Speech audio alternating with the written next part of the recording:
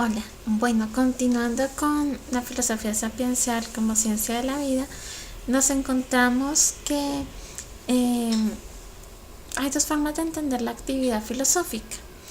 Eh, los seres humanos tenemos espíritus y talentos cualitativamente diferentes.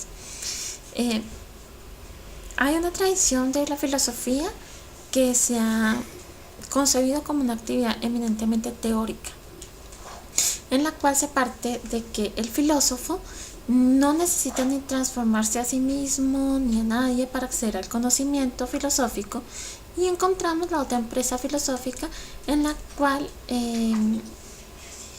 se halla una diferencia. Y es que lo decisivo de la filosofía no es el discurso filosófico o una arquitectura conceptual de sino una visión y un estado de ser que el filósofo encarna y propone, en el que ambas dimensiones, pensamiento y vida, conocer y ser, son indisociables. O sea, encontramos una forma de ver al filósofo como un ser teórico con unos amplios conocimientos, como les decía, ese filósofo que prepara a otros para ser filósofos, que da conocimientos teóricos que te permiten adquirir un título como tal. Y está el otro, el filósofo que es todo un ejemplo de vida y que en su propia actitud y modos de ser combina todas las dimensiones. Su pensamiento va acorde con la vida que maneja, es consonante en ese aspecto. Su conocer y su ser van unidos y no hay forma de que se separen. Es decir, es un filósofo el que va en toda una consonancia con todo lo que le rodea. La filosofía sapiencial se concibe como ciencia de la vida. Para poder entender, pues tenemos que mirar la filosofía en Occidente. La filosofía en sus orígenes en Occidente era sapiencial, porque pues estaba ubicada y preocupada solamente del ideal de la sabiduría. El filósofo era el que aspiraba a encarnar en lo posible el modelo de la naturaleza humana representado por el ideal del sabio, el arquetipo de ser humano respetuoso con la realidad, que se autorrealizaba y era libre. Ese era, por lo tanto, el legítimo maestro en el arte de vivir. Es más, en sus orígenes un filósofo era un maestro en el arte de vivir, y era lo que enseñaba. Desde la perspectiva contemporánea y pues el concepto de la filosofía llega hasta nosotros, y con frecuencia hemos pasado por alto que los filósofos de la antigüedad no eran profesores de filosofía ni profesionales del pensamiento. Y si nosotros tomamos un Heráclito, un Pitágoras, un Parménides, un Platón, un Sócrates, si tomamos todas las escuelas de los estoicos, los cínicos, los epicúreos, los escépticos, los neoplatónicos, no eran escuelas de teorías especulativas sobre la naturaleza última de la realidad, eran realmente prácticas orientadas a la realización operativa de posibilidades latentes. Eran no solo teoría, eran un modo de vida. Cada uno de los exponentes de estas teorías y de los que pertenecían a estas escuelas manejaban estos conceptos como un modo de vida que los caracterizaba de los demás seres humanos. Y esto les permitía tener caminos de plenitud y de liberación interior. Los filósofos de la antigüedad no estaban limitados a elaborar y postular sistemas teóricos, sino que ellos encarnaban todo un modelo y todo un sistema con el cual invitaban a los aspirantes a filósofos, a los amantes de la sabiduría, a adentrarse en una iniciación vital, tras la cual no serían los mismos ni verían el mundo del mismo modo. El filósofo de la antigüedad era filósofo a las 24 horas del día. No había momentos para parar, no había momentos para desconectarse de la filosofía. Todo su ser, todo su enfoque de vida iba orientado única y exclusivamente a la filosofía y a encarnar esos ideales y esos modos de vida que proponía. Asimismo, entendían que solo podían penetrar bajo la superficie de las cosas y vislumbrar las claves de la existencia, quien había accedido a cierto estado de ser, quien se desenvolvía en un determinado nivel de conciencia. Es decir, que para entender la realidad tenía que ser consciente. Si no, no ibas a poder abordar la realidad. En la antigüedad no se consideraba genuino al filósofo que se dedicaba a las teorías, a las hipótesis más o menos plausibles de las cuestiones últimas y que carecía de compromiso activo con su propio autoconocimiento. Realmente las personas que simplemente se limitaban a exponer teorías y simplemente andaban generando hipótesis, pero que no generaban con su actuar como personas respuestas a las cuestiones últimas, no se les consideraba filósofos en la antigüedad. Pues también recordemos que no existía la estructura de que estudiaras para ser filósofo, simplemente te asesorabas de este gran maestro que encarnaba todas estas virtudes y él te ayudaba a encontrar tu filosofía. Que si nosotros encontramos Sócrates fue maestro de Platón, pero Platón no es una copia de Sócrates. Platón es maestro de Aristóteles, pero Aristóteles no es una copia de Platón. Alejandro Magno es alumno de Aristóteles y no es una copia de Aristóteles. Simplemente cada uno de ellos fue encontrando su sentido y su orientación en su vida para exponer sus teorías. En la antigüedad el filósofo era el prototipo de ser humano virtuoso. Si nosotros nos fijamos en la cultura oriental, el sabio es un ser que interiormente está liberado. Ahora, el término virtud en la antigua Grecia no tenía entonces ese sentido escuetamente moral que tiene en nuestros días, que pues en nuestros días lo encontramos como comportarse de una manera socialmente aceptable. Los filósofos antiguos eran un reto a las convenciones sociales y realmente tenían muchos problemas con el poder instituido.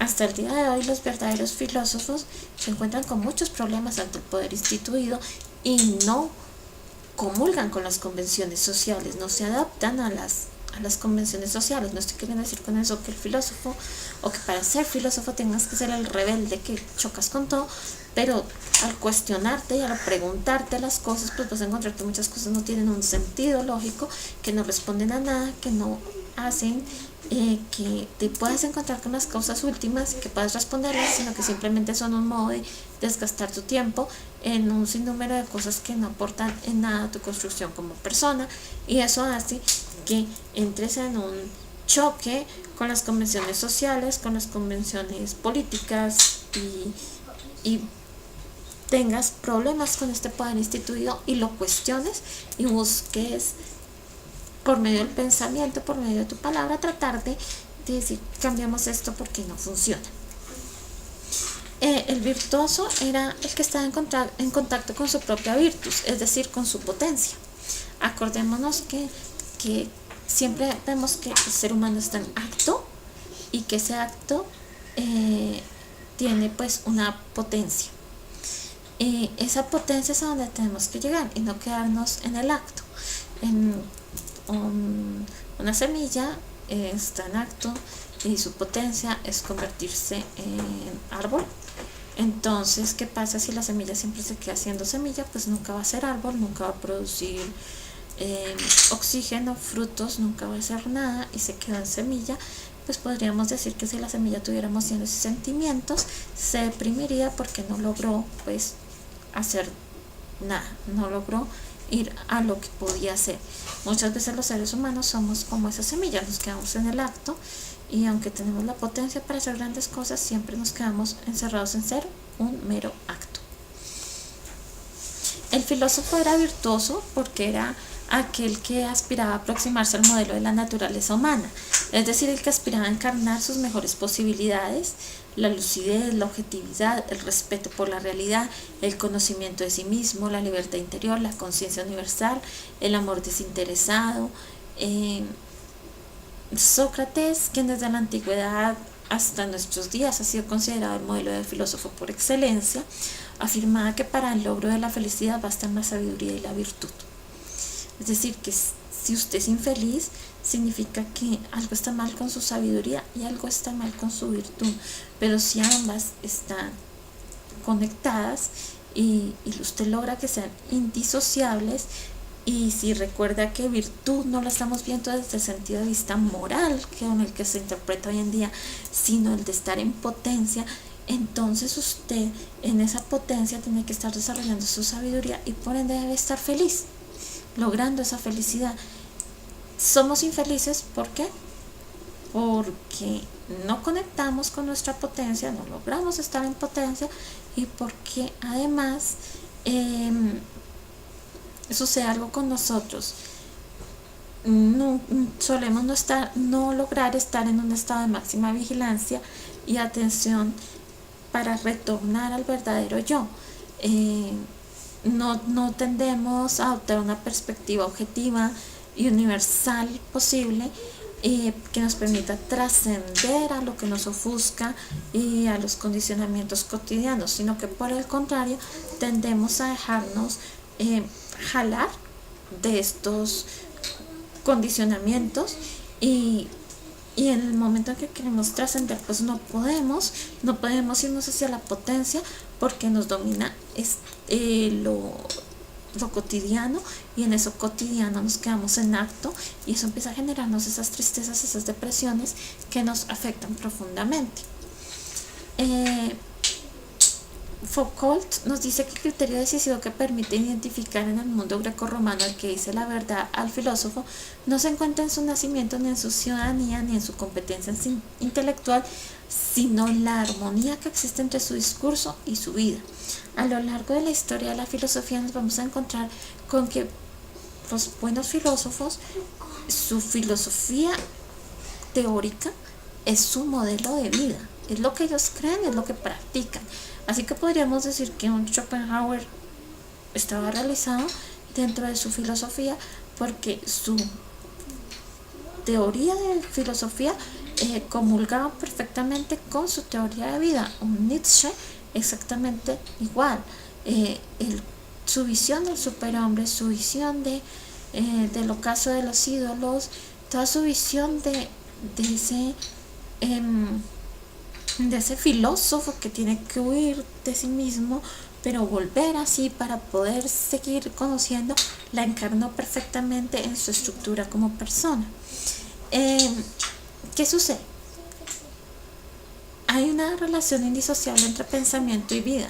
Si no pensamos, no estamos vivos. Realmente no podemos considerarnos personas vivas cuando carecemos de pensamiento, porque con pensamiento es el que nos hace conocernos y transformarnos.